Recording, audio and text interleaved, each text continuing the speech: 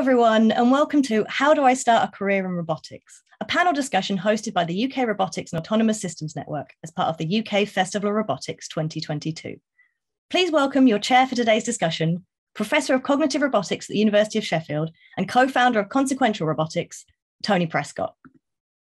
Hi there, good afternoon, and nice to meet you all. And thank you very much for joining us for this discussion about careers in robotics.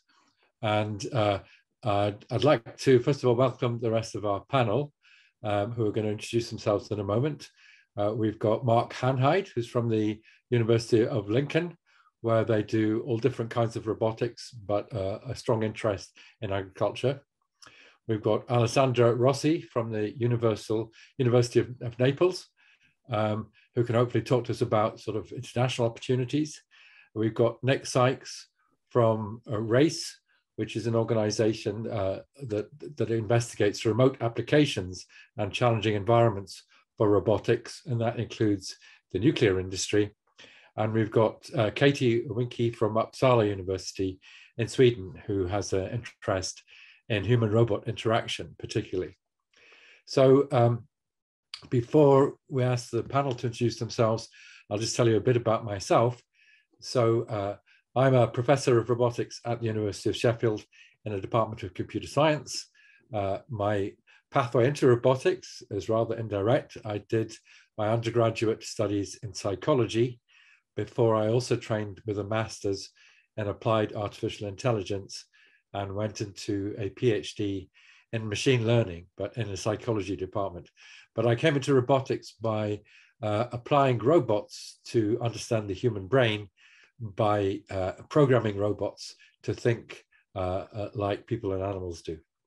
But in the last 5 or 6 years, I've been investigating applications of robotics. I'm involved and have co-founded 2 companies, Consequential Robotics, who build a small animal-like robot called Miro, which is used in schools, and also CyberCells Limited, which works in teleoperation for robots. So that's remote control of robots and trying to make robots more easy to program. So I can answer questions to some extent about opportunities in the private sector in robotics, and particularly opportunities to start your own robotics company. I'm also very interested to have your questions about what people might do in a career in robotics, because robotics isn't just engineering nowadays. There is a big role for engineers and programmers, but there's also opportunities for people to do all kinds of jobs. So we might talk about how humans will interact with robots in the future, and that's an important aspect of research and jobs in the future. We'll think about how robots fit into work settings and how people can work with and around robots. Then there are jobs looking at how to introduce robotics into a factory or a work setting and the management of robotic and automation processes. So there are jobs which may be more to do with company management, but also involve knowing about and understanding robots.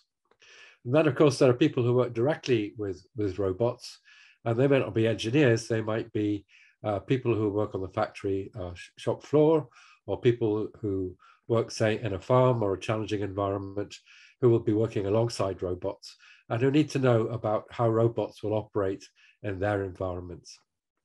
So I think that's probably enough for me. So we're now going to go around the panel, and we're going to start with Marc. Over to you, Marc.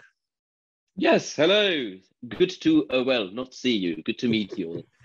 So, yeah, my name is Marc Hanheide. That name is German, so I have a history from going through education in Germany and ending up in the UK. I am currently the director of the Lincoln Center for Autonomous Systems. So that is the center that has the ambition to bring all the different aspects in robotics we do at Lincoln together. There's quite a large group, about 50, 60 people at different career stages, from people that are currently at the MSc phase over doing PhDs, doing postdoctoral research, to academics that have entered basically at the end of their career, basically, right? So they have reached where they wanted to be, and now see that they get grants in and make interesting research and teach the next generation. I'm also the director of the center for doctoral training. No, wrong side, this side, Agri-Forwards. So this is one of the bigger training centers in the UK in robotics. There's a total of 4, so people that are interested in doing a PhD in robotics, there's 4 centers for doctoral training that really are focused on robotics, and we are the one that is focused on agri-robotics and agri-food robotics in particular. So that's when you go through your career stage, the education stages, going towards a PhD in robotics, this is one of the good ways to do this, and I shall drop it in here. Currently also recruiting new students to join us in autumn. How did I end up here? Well, when I started off actually not studying robotics. I started off computer science. That's not too far off, I would argue, and also was very interested in artificial intelligence. But initially, I wanted to do computer science with physics because I was interested in the weather. I was really obsessed by the clouds and how these things form. And so I wanted to do computational models with that. And then I started studying physics and computer science. So you see, when I look back in what I enjoyed in school, clearly it was IT, it was math, etc. So that's kind of set me on this path. I would say that I said, I need to do something with computing, something in that direction. And of course, that has proven to be quite useful, right? As we always say, physics is a foundation for a lot of different things. Everything else is applied physics, as people often keep saying. And then eventually decided, what they wanted me to do in physics was relatively boring. So I looked around and found that actually my university in Bielefeld in Germany allowed me to also change my second major to do something a bit more in robotics. And that's how it then started. It's not all streamlined in these sort of journeys. So I then stayed on to do my PhD, but I've got to be honest, the first topic I was given was so rubbish that after a year or so, I said, I can't do this anymore. And this is interesting. It was a collaboration project with this industry. And one of the things that I've learned there early on is you need to be a bit careful about IP protection. And I used something that was open source, and I was then asked to re-implement it completely. And that wasn't the idea I had about a PhD. So I had a word with my supervisor and changed topic. And actually didn't do anything in robotics. It was good old AI and augmented reality at the time.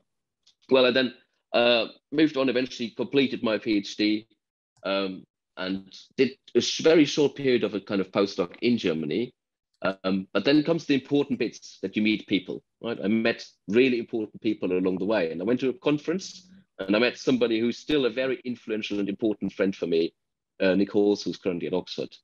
And we bonded very well, and we said, we should do something together. And so that's how I ended up at Birmingham at that time, when I applied for a postdoc position. Spent some great time there. We had some ideas for actually working towards making robots that can be autonomous for a long period of time. So we're really interested in long-term autonomy. And that's why I'm now excited that I have got robots that are not only in the fields like the one I've got behind me here, but also got robots in museums. We've got one of the longest running robots tour guides that has been running for 4 years now, interacting with people there, learning to get better on the job. We've got these robots covering hectares of farmlands on their own. And that kind of kept me going, right? Really seeing that these things can actually make a difference and can be used. So I'm very much excited about applied solutions still these days. And I have evolved into somebody who could probably say they are broad but shallow. So I've stopped being a particular expert in some specific methodology in AI and now cover quite a broad range of different things. There were some stops on the way, exciting competitions in robots, doing RoboCup. There were things like seeing Alessandra, I very much enjoyed. It was influential time, was to actually have been working in Italy for some period of time in Rome.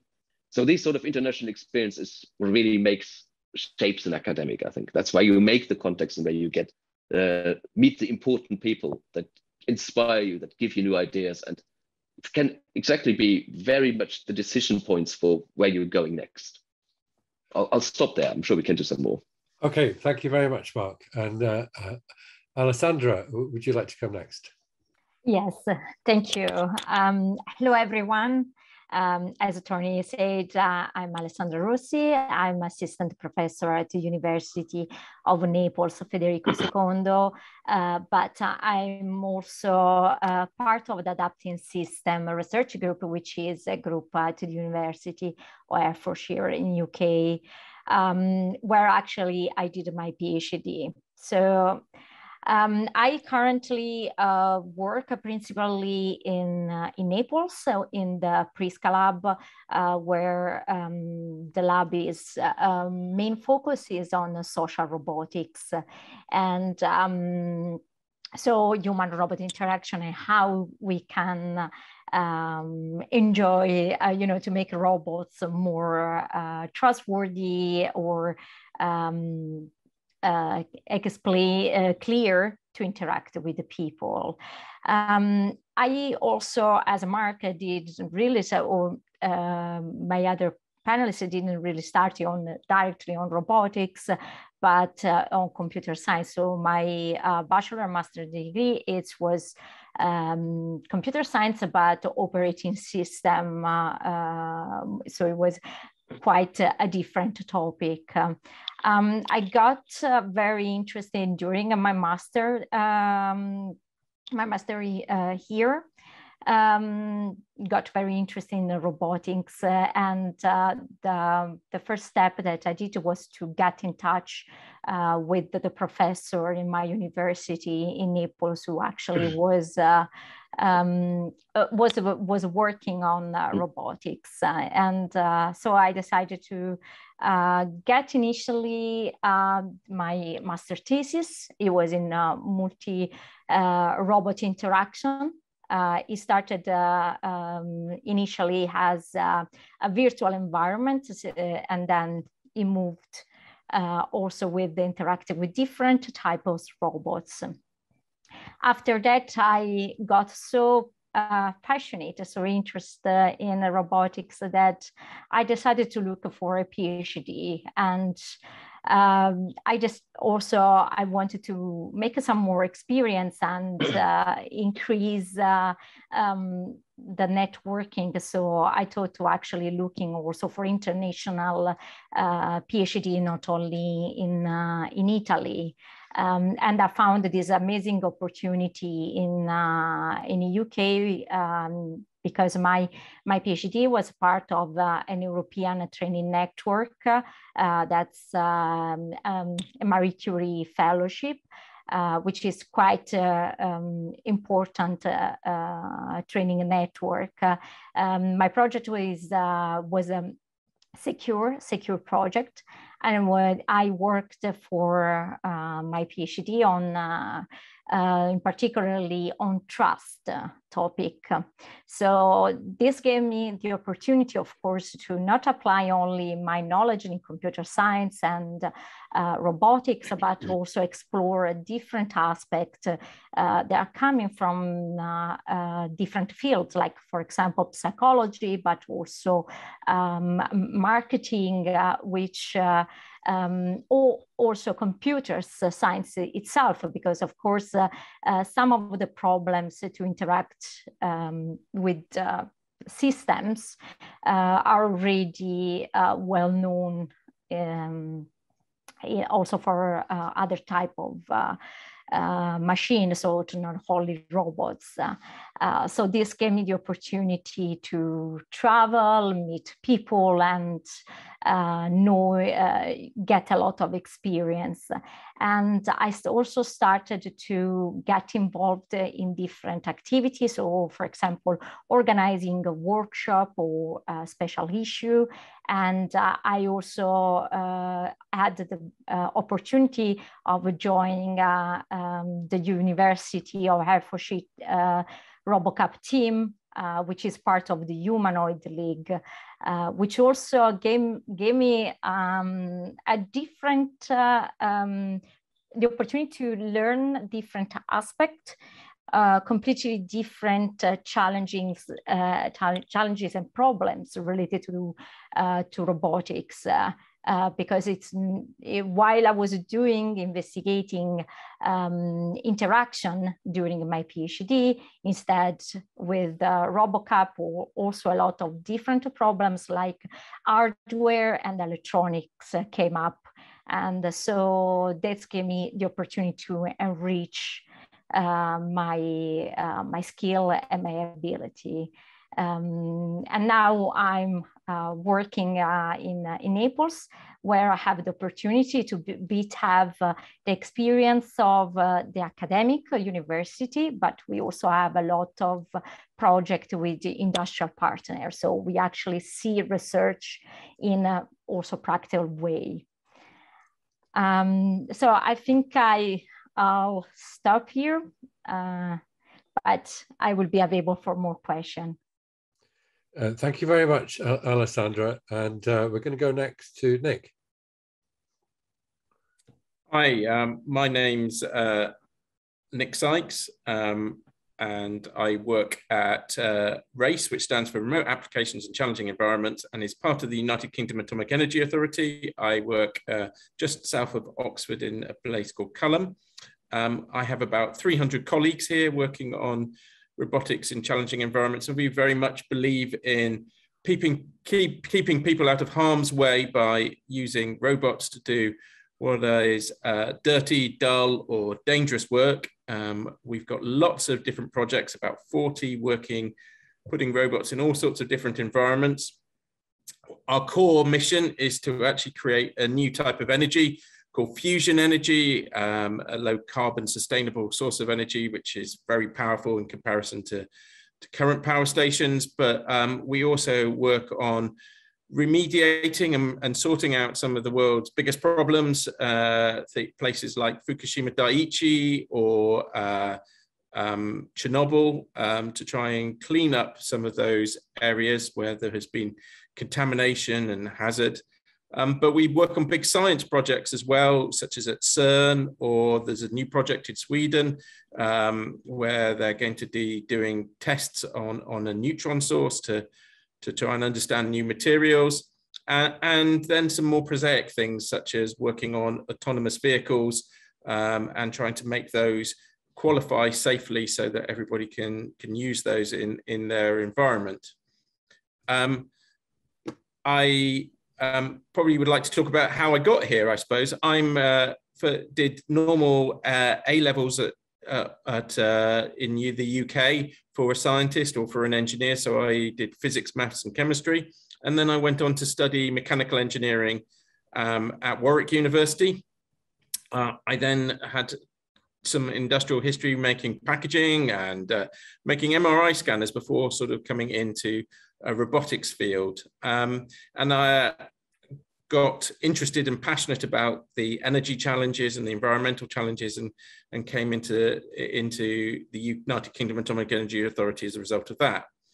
At RACE, we've got lots of different ways that people do come and contribute and add to our success. So there is, we have people who don't go to university at all, apprentices who do either degree level apprentices or craft apprentices, and they're really a critical part of our team. They have a lot of experience at completing our projects, doing field wiring, assembly work, helping us build and test our system safely. We have a variety of engineers. So I'm a mechanical engineer, but we have software engineers, we have controls and instrumentation engineers, electrical engineers.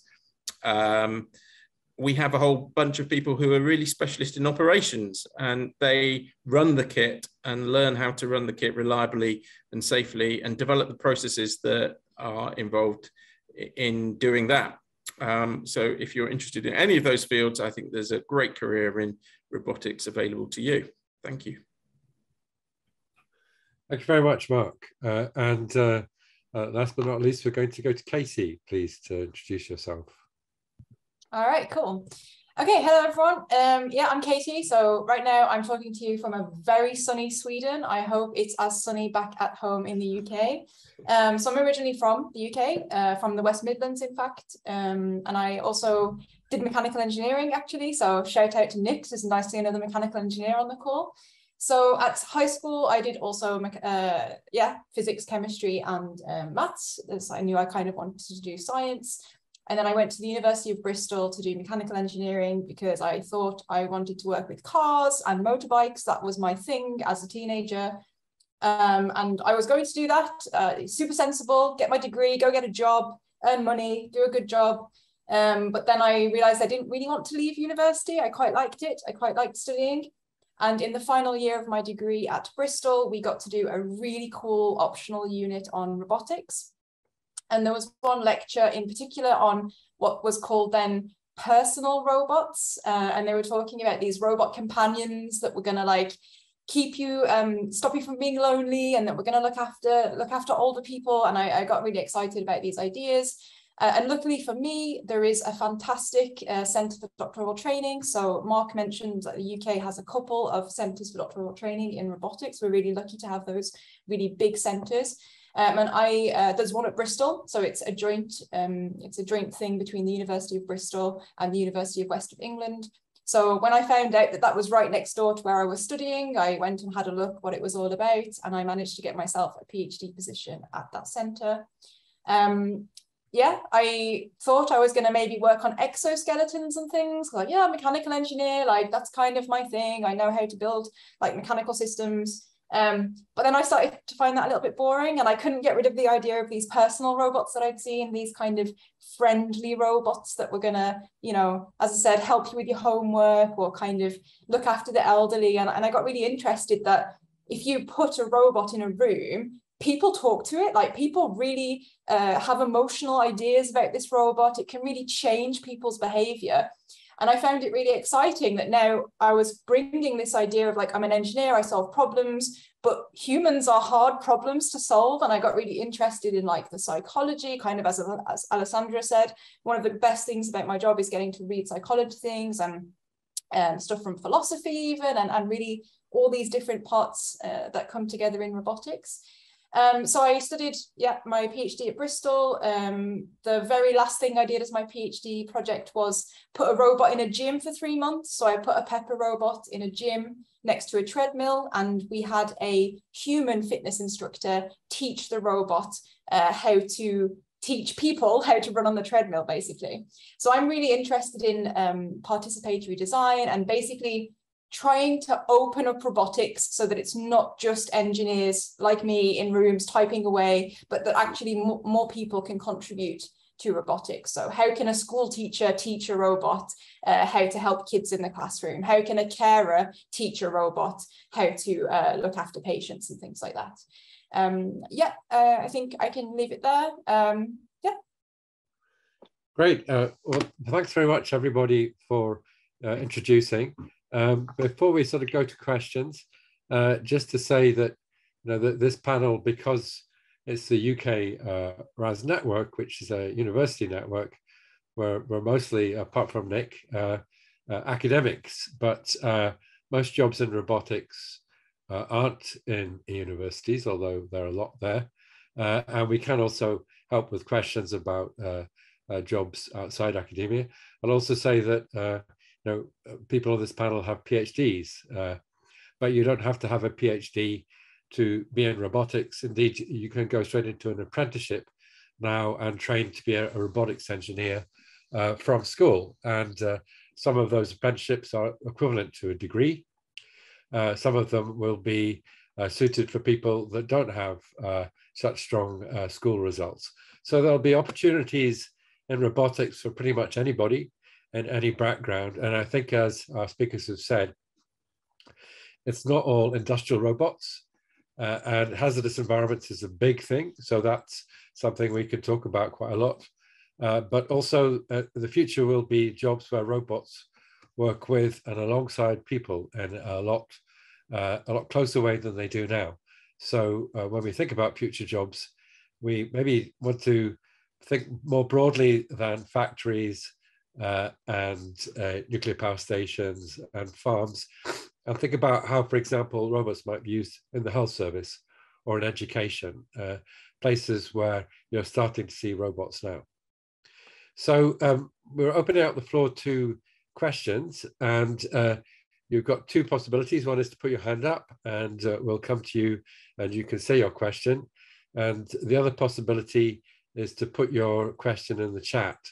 I see that we've already got quite a few questions in the chat, so we can get started with those. And sometimes you might try and take a couple of questions together. We won't necessarily go through the questions in the order in which they appear, but we'll try and get to everybody's question before the end. And the end is about an hour from now. So if you're keen to ask a question, put your hand up or type something in the chat, and we'll be monitoring it, and we will get to it eventually. So I think we could start with Nigel's question, which was the first in the chat. Nigel, I don't know if you want to ask your question, in which case you can put your hand up, but otherwise I'm happy to read it out. So Nigel? Well, I think I'll just read what it says here. So Nigel is located in Norwich in the UK. He has 25 years background in international design and experience in construction industry. Hi, Tony. Okay, you're there, yeah. Okay, do you want to ask your question? Yeah, hi, Tony, thanks. Thanks, everybody, for putting on the call as well. I've been looking for this for quite some time. My background is I'm a structural engineer, project manager, done 25 years with Arabs overseas, run a business in India for 12 years. And through that, I've been seeing that obviously the construction industry needs to digitalize, and it's doing it rather slowly. And from some of the projects I was doing before I came back to the UK, I could see that there's a push-pull between design, software, and construction. And I'm quite interested in that interface between whether design software is going to push its way through into construction and the way robotics might be used on sites and for construction, versus a push from the other side that robotics will determine how design and stuff will be done. And obviously you've got all these toothpaste made buildings, and I'm not quite a great fan of those. And I see there's got to be a better way of doing it. So I'm interested in that interface between robotics, AI, digital twins, design, and trying to find whether there's a way of doing a master's in research / PhD in that, whilst still having the blessing of being a foot in academia and a foot in the working environment to apply it. Great. Well, thanks, Nigel, for your question. Does anybody want to respond to that? Nick or Marc, perhaps, or anybody? I'll give a start, and perhaps Marc can sort of address the academia options better. So in terms of applications of digital twin technology, that is very core to solving a lot of I think robotics problems. The robotics is not just about the hardware itself, it's about the environment that you operate and understanding that. And particularly if you're taking people out of that environment, that strong understanding of what's there, what you're interactive with, bringing all sorts of enhanced information, augmented reality into that really helps operators to deliver that really effectively. And when we work in particularly challenging environments, that becomes even more important, where we really want to train, enhance, practice some of that work before we enter into some of the most hazardous areas or take those big risks. So we've got huge amounts of investment and work in some of those areas. There's been recent challenges through EPSRC and the SBRI challenges that have come out that are around that. In terms of combining that with an academic skills, I think I should hand you over to one of our academists to try and sort of talk about how that might happen. I'll try a bit. Nigel, in what you've highlighted already are very interesting, but also quite specific areas. Digital twins is a big thing, as Nick already said. In general, we see this more and more in research and also even in the education parts that we're doing. We're trying, in particular, when you look at what doing robotics these days means, a lot of the development and the initial trials, and to see actually, whether your algorithms, what the stuff you develop actually works, is done at least in simulation. Now, that's not far off from digital twins. With digital twins, we're trying to focus on specific aspects of a system that we want to investigate, right?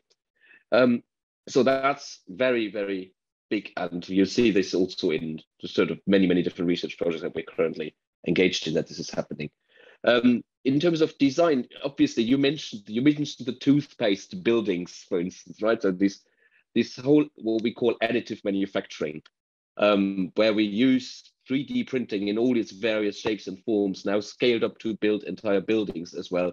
And these are, in essence, robots, right? If you look at who built these 3D printers initially, those were the people that actually knew how to build robots, because it's mostly a control problem to have it to go to a very specific position and squirt something out.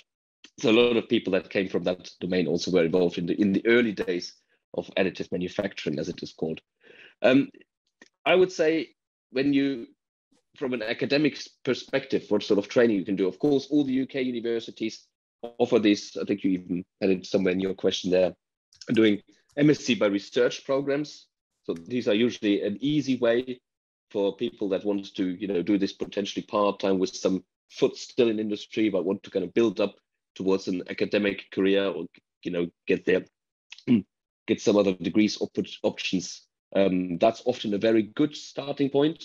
We've got a number of those also that they actually are co-funded by the industry. So if you are currently working for somebody and the industry says, well, we really want to support you to further your education, then that's often a very good way, I would say. There's even, of course, options with, going further with PhDs, doing those part-time. I'm personally not always sure it is possible to really do an easy PhD part-time alongside a full-time job. I have my doubts, and I've seen too many people that eventually struggle with that. So it's something I wouldn't personally necessarily recommend. But with the sort of MSc by research work, we've had very, very good experiences. Anyone else wants to come in? Yeah, I might briefly add that there are universities which offer case studentships, which are sponsored by companies. So they are, if you're looking for a fully funded PhD student, Nigel, then there are a lot of those. It's also possible to do a self-funded studentship if you're part-time and you have the funds. If you're self-funded, you can approach a supervisor in your area and say, hey, I'd like to do this. If you would require funding, then you're more likely going to be following an advert for a PhD opportunity. And some of those might be case studentships, which are, as I said, partly funded by industry. And therefore you'd be working between a university and an academic partner. And that might suit your idea of having a foot in both worlds. They will be funded generally at the sort of PhD bursary rate though. So if you've been working in industry, you might find it a cut in income compared to what you're used to. So I think that the other thing is maybe to say, you mentioned starting in September. It's a little bit late for September because people are advertising opportunities earlier in the year, but you may still find some which haven't been filled. I do know that PhD opportunities in robotics, there are often more opportunities than there are strong candidates. So there may be people still looking to fill places. And I would suggest findaphd.com as a good starting place for that. I think maybe we should move on to another question. We've got one from Asia, which is a very general question, which is, as a roboticist, can you tell us what is the best part of your job? Alessandra, do you want to start with that one?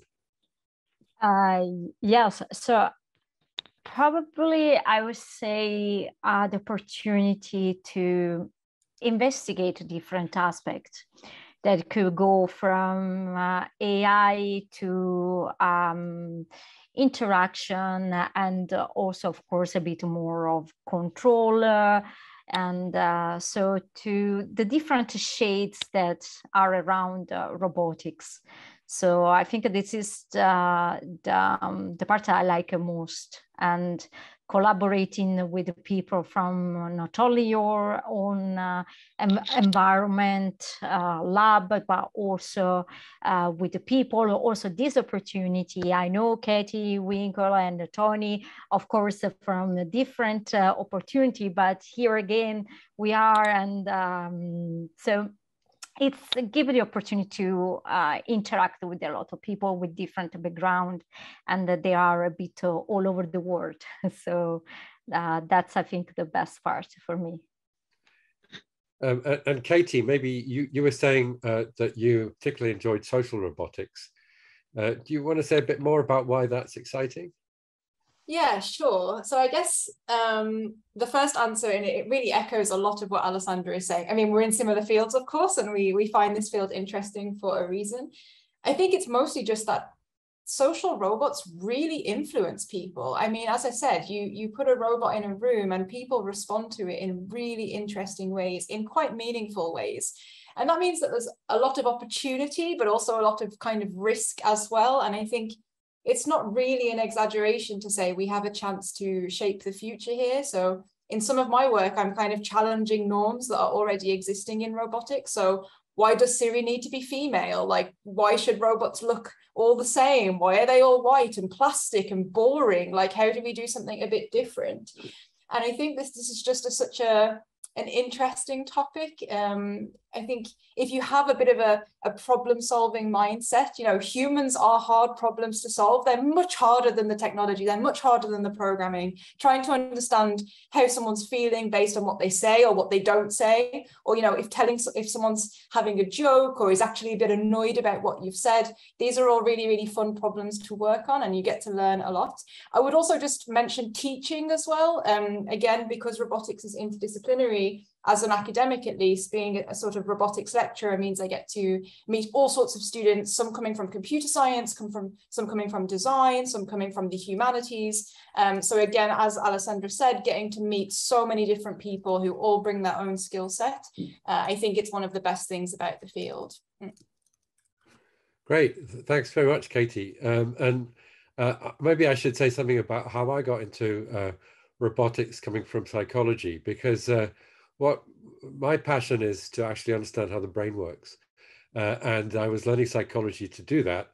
And I realized that actually to understand brains properly, we have to try and build AI systems that think a little bit like animals and people. And then beyond that, we actually have to put those AI systems into bodies, which means robots. So what excites me about my job is that we are creating intelligent artifacts that do things that are similar in terms of intelligence to things that in the past only animals and humans have done. And that actually can also give us insights into ourselves and tell us about how our brains and our minds operate. So there's a whole area of robotics where people are doing it as a scientific tool, as well as using robots to have useful functions in the world. So that might be something to think about in terms of a career in robotics, doing it to understand humans. So Nick, can you say something about what excites you about your work with challenging environments? I think that our work is often problem-centered. So we start with a challenge that we want to do. Maybe that's remove spent fuel in an exploded reactor in Fukushima, and you have got a real opportunity to be creative in how you solve that problem, and what technology you use, how you set about it. And so I think it's the creativity of going from a challenge all the way through to proving a solution and developing that and seeing that in fruition. It is great, and every day is sort of slightly different. Every challenge is slightly different, or very different, and you use different skills and learning in that. And I would say the other thing is that we just mentioned robotics is interdisciplinary. None of us have got the solutions on our own to many of these worldwide changing problems. We work with lots of different people, and I really enjoy the teamwork aspects of that, working together with different people, hearing their views, and the camaraderie that you get from those elements. Great. Thanks very much, Nick. I think we'll move on. So Ryan has a question about programming skills. Ryan, if you're here, then please put your hand up or ask to unmute your mic.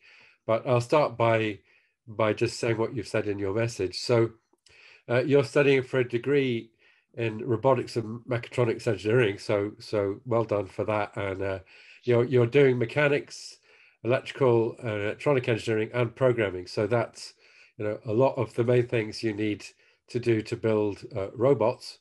And you say you want to focus more on the programming related to practical robotics projects. And you're asking what software should you master in order to participate in a robotics project? And you mentioned that you started learning MATLAB. So for those of you who've not heard of MATLAB, it's kind of high-level mathematics programming language.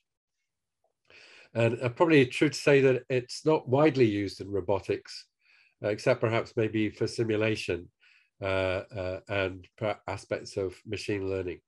But does anybody want to have a go at this question? Marc, maybe talking about more broadly about the sorts of programming skills that you need in robotics. Yeah, I have a go. I love programming, right? Just kind of coming back what I like about my job. I'm even as a professor, I still love to actually sit down and find it very rewarding to do programming. And there's nothing better than stuff works, right? That's the first thing. That's one of the most rewarding things I think we often undervalue. When you look at what most robots are these days programmed in, at least in academia, ROS is something that is extremely present. So this is the robot operating system, and this has been around for quite a while, and now people are moving to what is called ROS2. So it's a bit of a change in this programming framework, which is really a good, it's a good middleware, as we call these things. So you can put different components together. You have your robot drivers, you've got your AI components, you've got your speech understanding, you have all the different bits, which makes robotics exciting, namely that we have these different building blocks, this cross-disciplinary work, where we have different building blocks that we put together, and it kind of really supports that.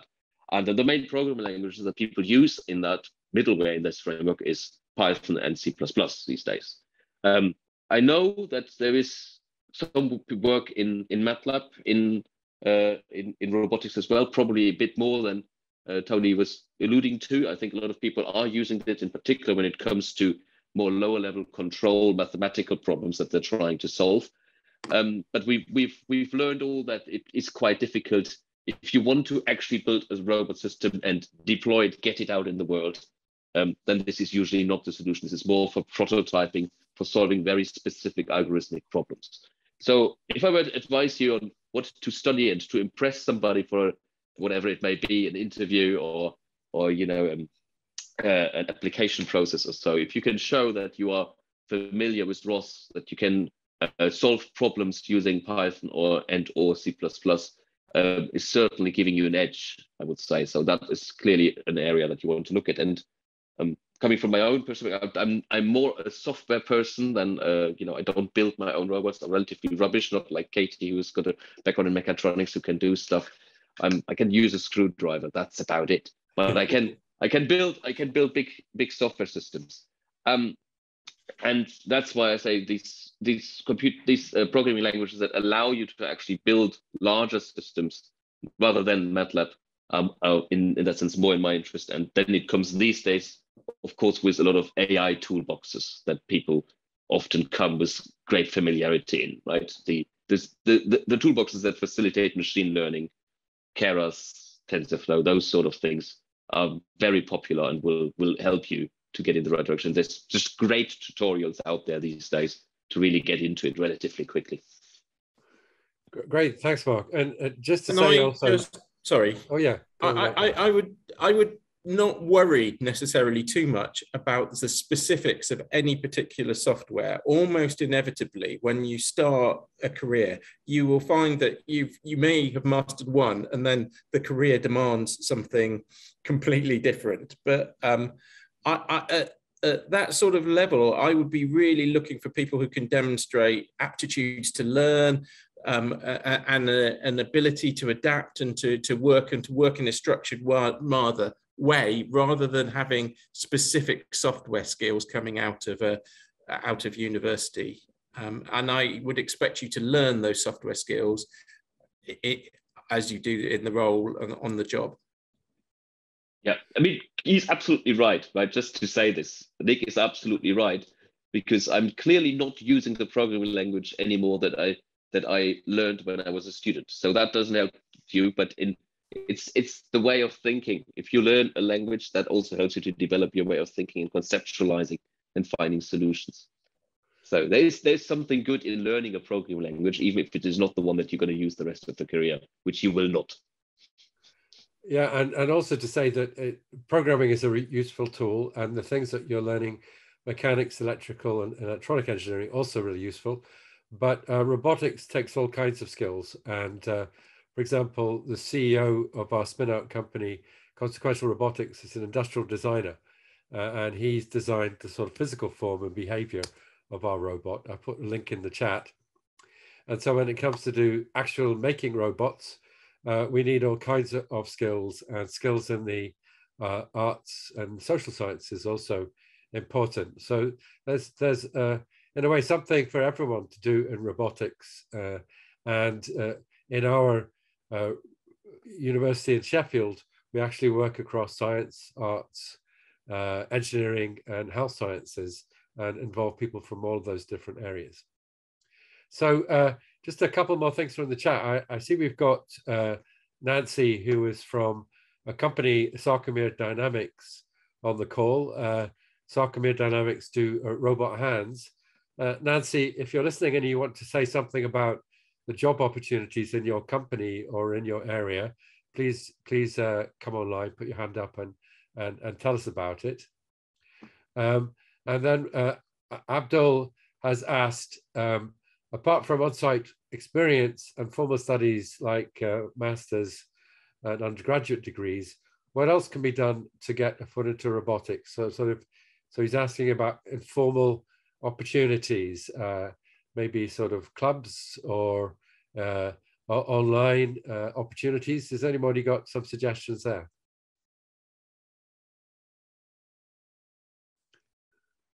Marc, are you waving your hand? I can say something. Oh no, go ahead, Marc. Okay, go for it. No, I had enough, Katie. It's your turn. Sure. So actually, I was going to bring up one of the things that Marc already said, which is right now, I mean, there is more information on the internet about robotics than ever before. And there are so many tutorials available that you can just, if you have a half decent PC, you can download and start looking at things. So I would really recommend that. We're also seeing lots more like, DIY robotics kits or Raspberry Pi or Arduino. There is a lot of kind of things you can do at home to start getting into that. But then I would also really echo again what Tony is saying, which is that the robotics is not just for the engineers, right? I mean, for myself, like I'm a sort of technical-ish person, but I also read a lot of sci-fi fantasy books around like, what's the future going to look like with robotics? And it sounds like it wouldn't be relevant maybe, or not serious, but it is super serious. It's super serious to think about how robotics is going to shape our lives moving forward. So I think on the technical side, getting into programming a little bit, maybe getting yourself some small DIY kit that you can play with, but also like, it's in the news all the time. There is so much going on right now about tech ethics, technology ethics, what's robotics in the workplace going to look like. I think there's lots of ways to start engaging with that and thinking about that and reading up on that. Yeah, but please, Marc, you jump in as well. Yeah, so I wanted to say that exactly, kind of getting into the field, listening to podcasts. There's great robotic podcasts out there. UK-RAS is hosting one. There's many other out there. So really just listening and understanding what's going on there. Also, DIY kits are great, but even as we said before, the simulation technology has evolved a lot And it's no longer just a kind of a box, a 2D box on a white background that moves about somehow. It goes up to now really full realistic ones, and they're really becoming easy to install and use, that you can actually just download. And you can even go big and say, I take one of these big robotics challenges. They are available, the simulation environments, and you can have a robot in there and say, like, well, how far can I get it with just very simple programming to begin with, and take it further. So huge opportunities to blend in and get started in there, I would say. So, and I've seen this now from also a lot of students that do apply, is that they come up with a list of things that they have done as an extracurricular activity, just as a side project. And I can also say just now we've said we go offer some opportunities for summer interns, very informally. Just say, like, you could come in, have them play with kids, and the response is awesome. It's really, really good to see that people just taking this ability, no pain, no nothing other than experience, and that's the sort of drive one really needs. Yeah, and just to give a shout out for the UK-RAS Network, because they organise robotic competitions every year, and they're open to people who are outside robotics. I think you need to be a student, sort of a fairly advanced level or master's level, but you don't have to have been in robotics, and you can go and join a robotics event held over several days and be part of a team to address some robotics challenge. And there are similar events, I think, going on, sort of hackathons and the like. The sort of Internet of Things type activities are also very relevant to robotics, where you're building integrated systems that involve maybe some processing, some sensing, maybe powering a robot. I think there's also an increasing opportunity at schools with after-school clubs, although there is a bit of dearth, I would say, of opportunities for kids to work with real robots. And that's something we've been trying to think about in the Skills and Education for Robotics and Autonomous Systems task group in UK-RAS. And we've done a white paper. I put a link in the chat if you want to have a look at that, the sort of our ideas about how we could help improve opportunities, particularly at school level. But if you're currently at school, make sure you check out if your school has an after-school club in robotics, or if there are other things in your local area around robotics, because there is a lot going on across the UK and also internationally. So if I may just add as well, please, just top up to everything that you say, in particularly for online event activities. A lot of the groups community, like for example, so Ross, they organize a lot of events, or even a RoboCup. There are some events where you could learn and join from different tutorial seminar in local, but also online. And also a lot of university, like a University of Hertfordshire, they have clubs. So you have clubs at the university on AI, robotics, where they engage with experts for talks and tutorials. So have a look at those as well. Okay. So there's a question here. I think it's again from Nigel, but it's a great question. So thanks for that, Nigel.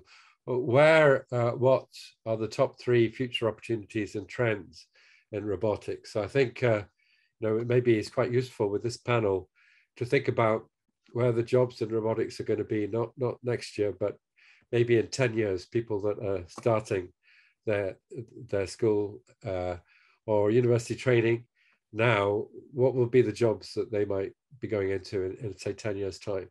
Does anybody want to have a go at that? I'll start with something which is interesting, that we already see new job types developing, and you mentioned apprenticeship schemes beforehand. It doesn't have to be through academia, right? So we see these with these robots in agriculture, for instance. We have got robots that are in the field now, and the big new jobs that are happening is basically being robot companions. I know Katie's interested in robot companions as robots being companions to humans. What we actually often need is now humans that are companions to robots, not on a one-on-one necessarily, but almost being the supervisor of robots that are doing some job quite individually. And this is very difficult to already specify, or people struggle quite a bit to write job descriptions for that and to find exactly what is the skill set that is needed. There needs to be a good understanding of technology, but you don't have to be the one who programs. So it's just one example of how I see new jobs evolving. I think Nick has also probably similar experiences, that it's, it doesn't all have to be necessarily academic jobs. It's becoming more to the operators, but they are just, it's not just pushing a button. It's a bit more. You need a bit more understanding of what goes on. Nick, do you want to come in? Absolutely, there will be different ways of being involved in robotics. I think that I wasn't sure whether the question was about how robotics might impact society in the future and what were the different elements of that. I think robots are tools which are going to become more and more immersive within society as systems and tools that we use day to day. I think our cars will be robots, our houses will be robots in some respects. I think it's going to become immersive and ever present. I think some of the interesting areas will be on jobs that we really struggle to do at the moment, things like social care, which I think that some of you have got direct experience who are also on the line. Being able to lift somebody out of a bed is a real challenge in medical industries. As we have an aging population, those are some of the things that I think are going to be some of the exciting opportunities for robotics to come in. Where won't there be robots, I think is the harder question to answer. Yeah, I mean, I think there are investigations of this, and the robots actually are going to be challenged when it comes to close human-robot interaction, where doing that safely is difficult. In 10 years, I think that'll still be a challenge. So as Nick says, there will be robots in healthcare, but I think they'll be working closely alongside humans who will do a lot of the direct physical care. And also the sort of interpersonal stuff, I think, is going to be really important there.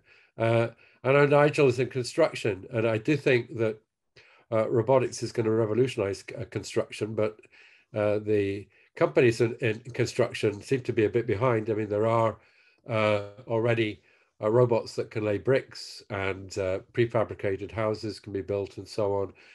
I'm surprised not to see more robots, for example, doing motorway repairs where it's very dangerous for people. So I think these things are going to start to happen, but in some of these industries, there is quite a lot of sluggishness about responding to the opportunities. And it's partly because the robots aren't there yet or aren't ready yet, but it's also, maybe the economic case for using robots isn't compelling enough yet in some of these industries. Katie or Alessandra, do you want to say something about these future opportunities?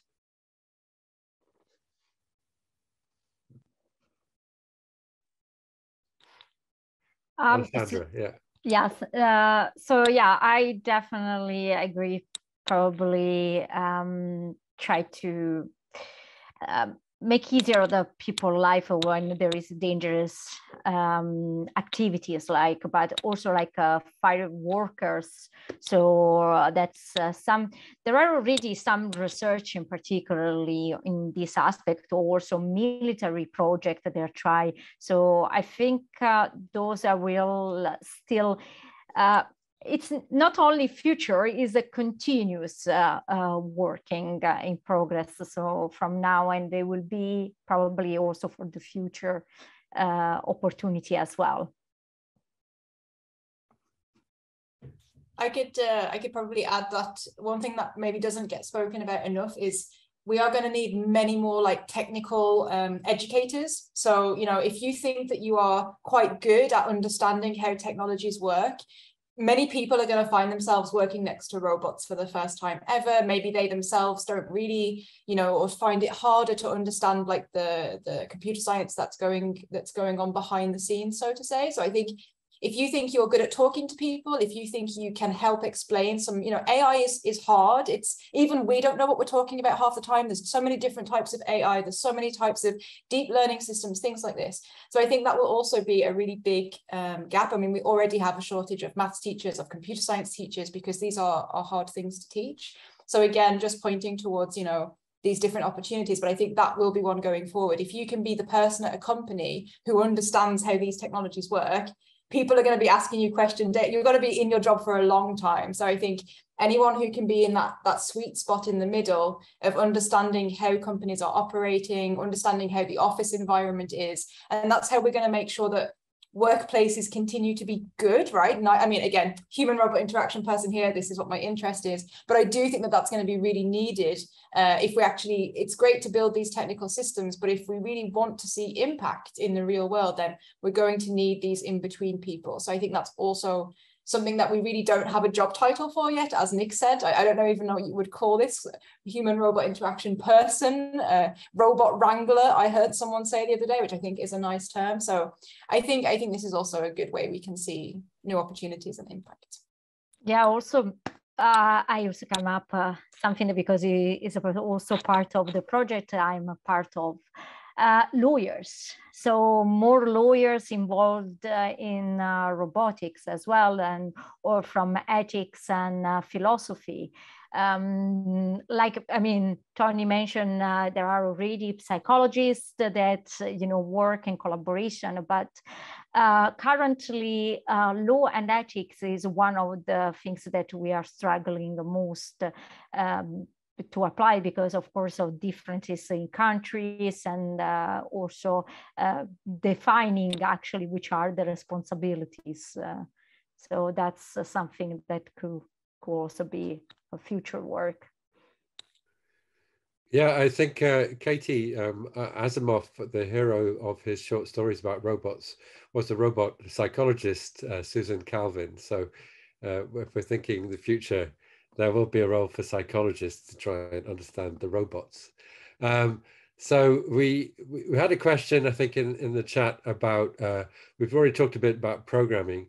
We've had a question about design tools, specifically Blender. Does anybody have any comments on how we use design tools? I mean, I think is increasing use of design tools, CAD tools, for designing robot bodies. Does anyone have any particular comments on that?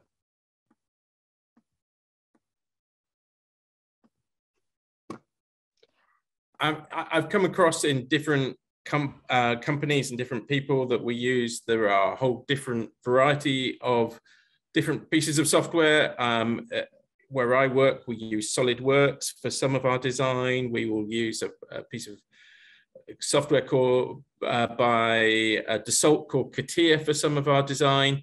I think that there isn't a universally accepted standard or norm.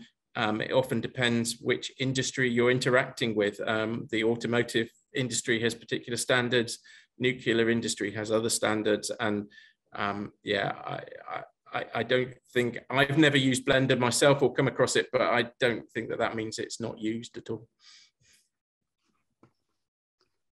I mean, one tool that, I mean, I'm not a really designer, so I can just talk from my smaller experience in designing PC for the RoboCup robots.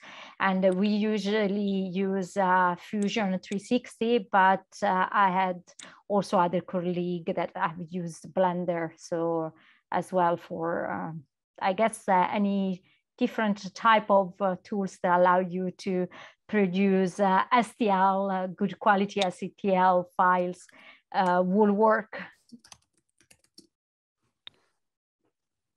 Well, thanks, Alessandra. And we've got quite a few sort of fairly specific questions in the chat. So please, if you think you can answer them, have a go. We won't have time, I think, to get to all of them. So we could answer some of those just in the chat. There was a question here about generating synthetic data for training robots. And I think this is quite an interesting question because, yeah, we talked a bit about digital twins, for those of you who don't know, a digital twin is where you model both the robot and the environment it's in. And that model might be a way of creating synthetic data if you're wanting to train your robot.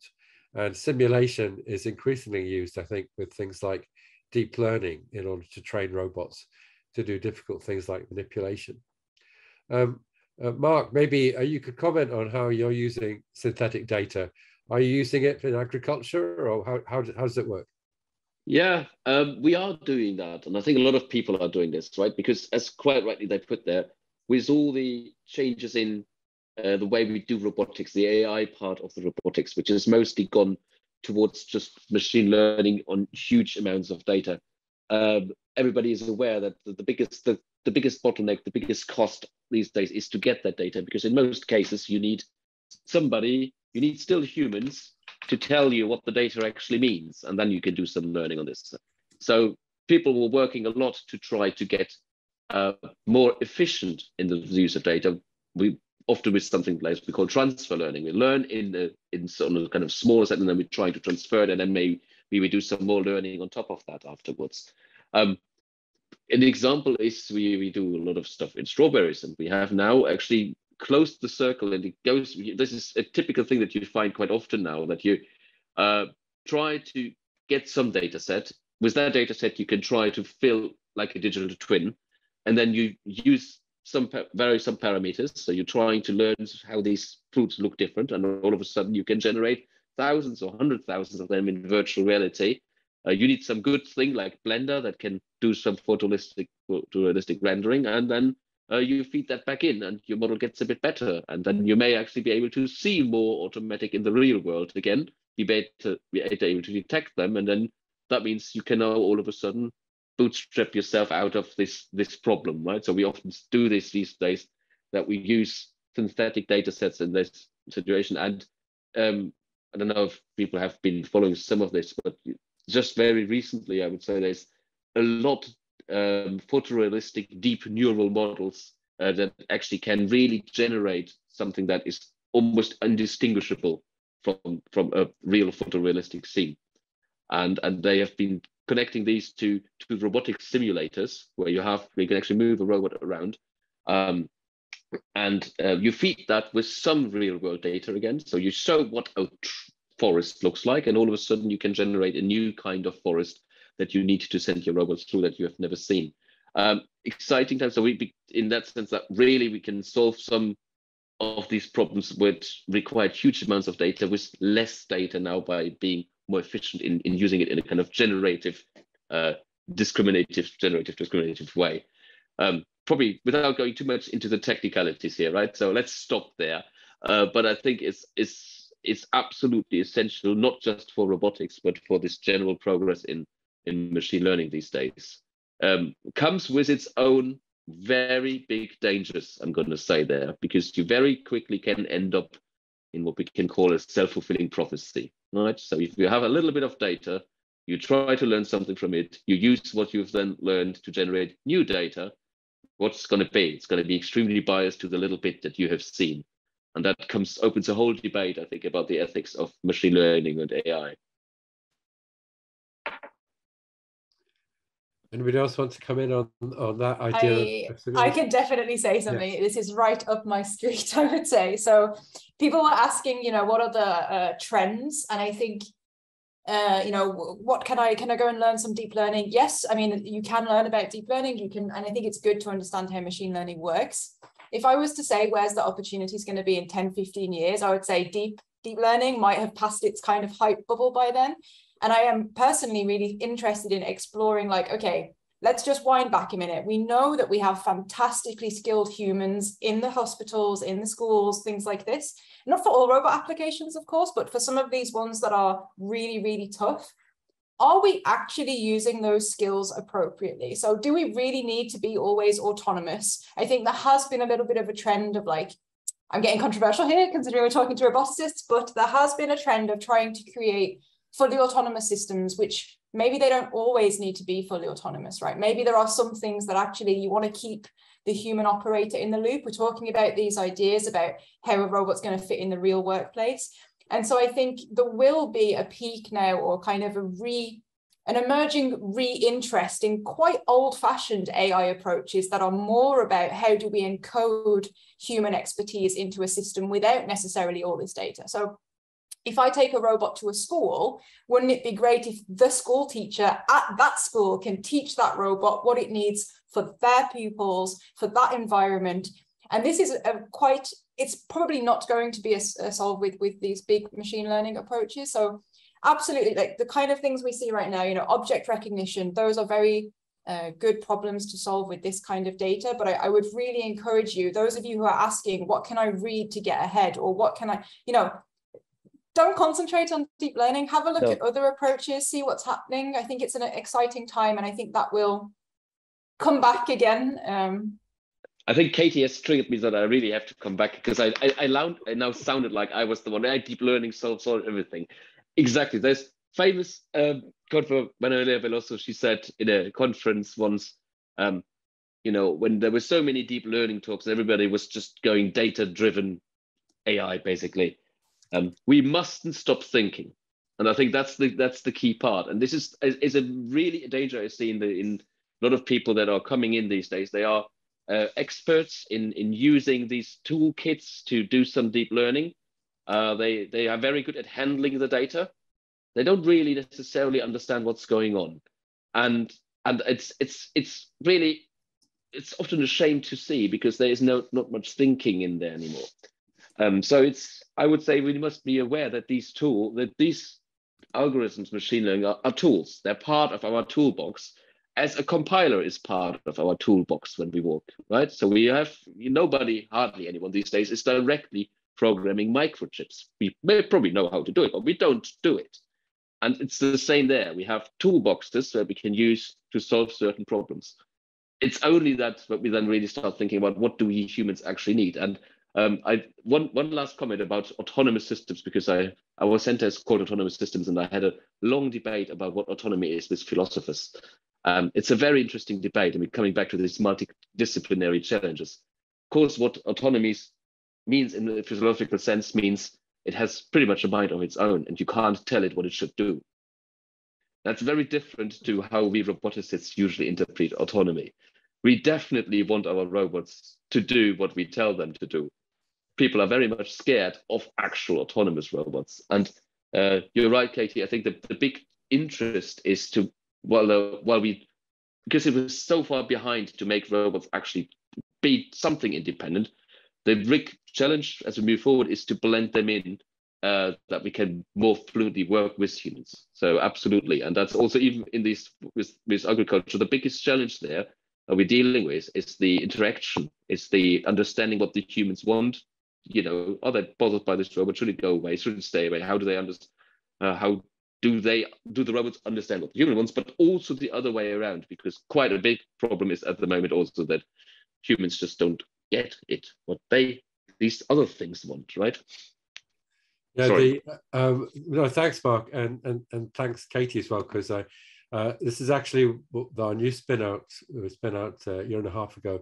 CyberCells Limited is working on what we call variable autonomy, which is this idea that some of the time the robot's controlling itself, and some of the time it's remote controlled by a human. And I think a lot of work in robotics has started off from the perspective of full autonomy. Can we get these machines to solve problems by themselves? But we can come at it from the other end, and we can say, let's have robots that are fully remotely controlled or teleoperated, and then gradually give them more autonomy. And one of the advantages of doing it that way around is that actually the robot could learn from the human. So the human can guide the robot through doing a task, and then later on the robot can do it itself. So that's something we're interested in exploring actually in our new company. And Nico, actually, we're working in a new project for nuclear decommissioning on that. So it'd be good to talk about that later. And I think there are jobs in this space, I think, in the future, that how we get humans in the loop in these robotic systems. I think there was a fire at an Ocado plant, which was just run by robots, and the whole thing burned down. And the problem there was that there weren't any humans on site to notice what was going wrong. So if we do get this wrong, then chaos can really happen. There's another question that we could touch on here. So I think it was Ryan asked about internships and the difficulty of finding internships in companies. Has anybody got any thoughts on internship programs? I know there are some universities like CMU that runs an internship, summer internship programs. That's CMU in Pittsburgh, the USA. It's very competitive to get on. There are some universities starting to do internship programs. I don't know of specific opportunities in the UK. And then for companies, I guess, also if anyone has any thoughts about internships. So a lot of the sort of internships that I know about are sort of year in industry placements. So I think there are some of those, but maybe Nick or Marc, you have some thoughts on this, or anybody else? So we certainly at UK-RAS offer internships for summer placements and for year in industry. Year in industries tend to be around some particular degree courses where there is a what we would have called a sandwich course previously, where you would have a deliberate gap in there, and we really benefit from having a number, about 10 students of that nature working with us each year. We also have a fairly extensive program where we'll offer sort of 10-week summer placements, which are really great for people to sort of have a feel for some of what those careers might be like. And if they like them, they can pursue them further, or if they don't like them, they can save themselves a bad mistake, which is a good thing either way. I will post a link to that specifically in the UK-RAS. I know that Sellafield Limited, the NDA, who are some of the people that we partner with, also offer similar opportunities. So I'm not sure what companies is referred to in the question, because I know a lot of the also smaller companies, the small and medium-sized enterprises, are very often quite keen to get some interns in for some time. So I know that, at least, yeah, in our direct neighborhood in Lincoln, I know a company that does some logistics robots. That's otherwise Sexual, and I think they had some interns that we also recommended to them. And it doesn't always have to be the big players, right? So I think if you want to have a proper look around also what other sort of, there's a lot of hidden robotics, I would say, in the UK.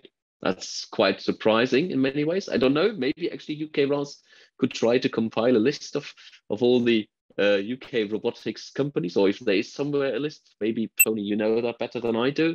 But I'm always amazed how whenever we do some kind of industry engagement, that they come, when we ask them, we do like, let's do a robotics forum, there's companies that I've never heard of, and they actually are, in the wider sense, robotics companies. They don't build robots. I think that's maybe the difference, right? They don't build robots, but they are, of course, using them. And we see now more and more that, of course, any company that does work in automation, so we have one that's called Olympus, for instance, all of a sudden buy huge bunches of robots. I've just been talking very recently to PepsiCo, right? We all know PepsiCo, food manufacturing. They bought lots of robots and are looking for people to make them work. So it's maybe that's often lost in the focus, that a lot of the automation departments, or actually specialized companies nowadays, are robot companies.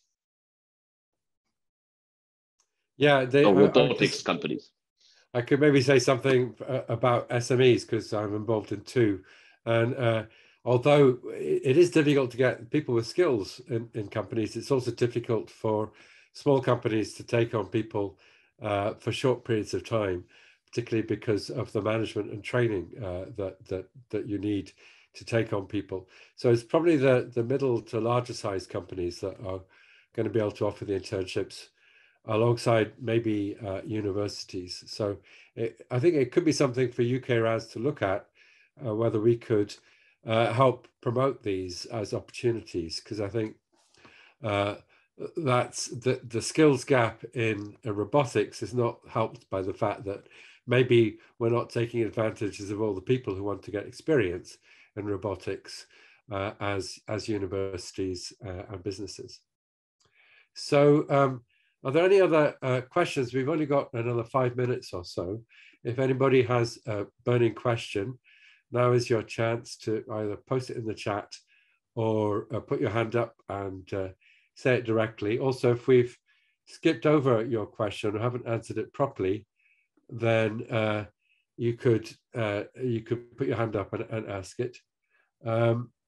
We've just had one from a student who's doing aerospace engineering and wondering about beginners projects, including electronics and Arduino. Yeah, I think you might have posted this question earlier. We didn't get to it. So yeah, you were thinking about an elevator, but what would you suggest? Has anyone got any ideas for beginners projects in robotics that you could do maybe with a kit like a Raspberry Pi or Arduino? Marc, is this kind of something that you would have ideas about? What do you do with your wonder students? whether we, going back to what we discussed earlier about some of the competitions that the UK-RAS Network set up, or the Institute of the IET also have these robotics competitions that you could really meet some of those challenges using that sort of kit. That was exactly what I wanted to say. Go look for challenges. There's so many different competitions out there, not just in the UK. There's actually there's great programs, in particular for affordable kits in Africa. I've seen lots of interesting robotics programs which are all about affordability, where you can get like £20 kit and do something amazing with it, and they try to put some challenges out there. So that's something I would definitely go for. Right, it doesn't have to be that particular one, but just something that is actually as defined as a competition that is often more exciting because you can form part of the community. I also would like to suggest for a broad opportunity there are a lot of robotics mailing lists where you could subscribe and get a lot of information for opportunities for summer or winter school, which are online, but also in person, or PhD or other internship opportunity. One, for example, is I'll try to post some of them in the chat, but try look for them. There are a lot of them. Yeah, I would also suggest looking at Pimeroni. They've got lots of kits, and they specialize in making kits that are easy to use and inexpensive. And they've got kits for Arduino as well as Pimeroni. I know they've got Pi in their name, but they do all sorts. And they really, I think, also quite keen to interact with their users and have sort of user forums and so on. So if you're wanting to get some first-hand experience with robotics, then Pimeroni is a great place to start. I emphasize I've got no link with them, although they are a Sheffield-based company. But so I think we need to wrap up. Do the panelists have any further thoughts they want to share? I would say I just saw somebody who was asking what they should study, and we've just talked about the wide and varied ways of getting in there. Do something that you're passionate about, do something that you're motivated in, and if you, there are so many opportunities and so many entry points, I'd just really encourage people to knock on doors and try it, as a final comment. Katie, Alessandra, Marc, do you want to have a final comment? Shall I go? Okay, yeah. I can say it's that. Can't add much more because Nick said the most important thing. Is really getting your hands dirty, getting into it. And most importantly, I would say is that you don't do it on your own. Forming a community, that is what, because there was also the question, what are the most defining moments? And I still think it is people. It's talking about this. So if rather than doing your own robotics projects, why not meet up with a friend and say like, oh yeah, let's build this together, and maybe even have your own little robot competition at home if you want to get started with something like this. But be out there, immerse yourself into this. We've talked about podcasts, we've talked about even good old literature. There's also good books out there. Yeah, I connected to what Marc said. I would say sometimes both where you are studying in your undergrad, but also during your PhD, there might happen you are struggling and you can get a bit discouraged, but try to not be too much discouraged, but reach out to your peers. There are a lot of people in, where you can find inspiration and motivation, and go back to the enthusiasm and why you choose this path as well. Katie, do you want to say something? Yeah, read the news. I mean, Lambda has been in the news this week, right? Like anyone, even if you go straight hardcore engineering at university, I think employers will value it. You can say, look, we've got this great tech, but actually there's these problems or concerns. It's a really, really exciting time. Everyone is talking about this. So as Marc said, also find a friend, find someone, challenge your parents, your grandparents, your aunts and uncles, ask them if they understand what this technology is and see how your understanding is already different to theirs. I think, yeah, be creative, read books. Engineers don't read enough books, in my opinion. So, all of these things are really nice opportunities to get more interested. Well, thanks to all the panelists for their really insightful comments. So just to wrap up, I think one of the take-homes for me in this conversation is that there is a lot of appetite to do robotics, and those of us already in the field need to find ways of making the opportunities more accessible, because we do have a skills gap, and actually there are people keen to get those skills and to understand how to get them. So making bridging that gap is a great challenge, and we're working on it with our skills and education task group. But I think there's more that we can all do.